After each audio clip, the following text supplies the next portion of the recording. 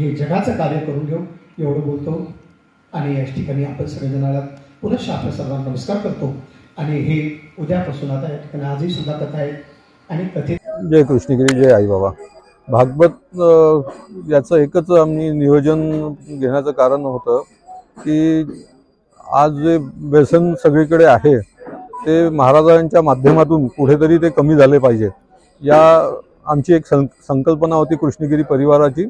त्याच्यामुळे महाराजांना आम्ही इथे आमंत्रित केलं आणि महाराजांच्या वाणीतून जे काही लोक इथे भागवतामध्ये येईल त्यांचं निश्चित कल्याण होईल ही आम्हाला पूर्ण आशा आहे।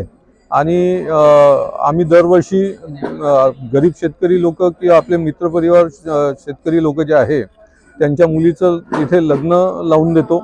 त्यानंतर इथे शिबिर घेतले जाते, शैक्षणिक शिबिर, त्यानंतर आरोग्य शिबिर, असे अनेक शिबिर इथे लोकांच्या कल्याणासाठी घेतले जाते।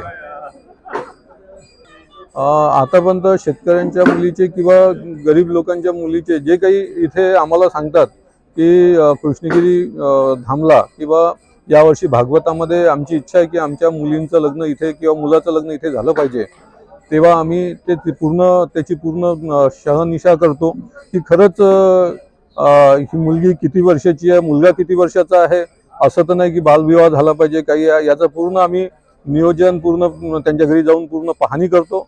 त्यानंतरच ते पूर्ण आम्ही डिसिजन घेतो, नंतर त्या मुला मुलींचं इथे लग्न लावून देतो।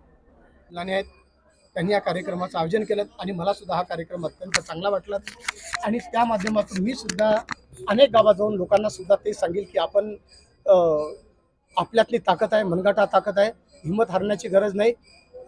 आगे चल नौजवान आगे चल, समय नहीं है रुकने का।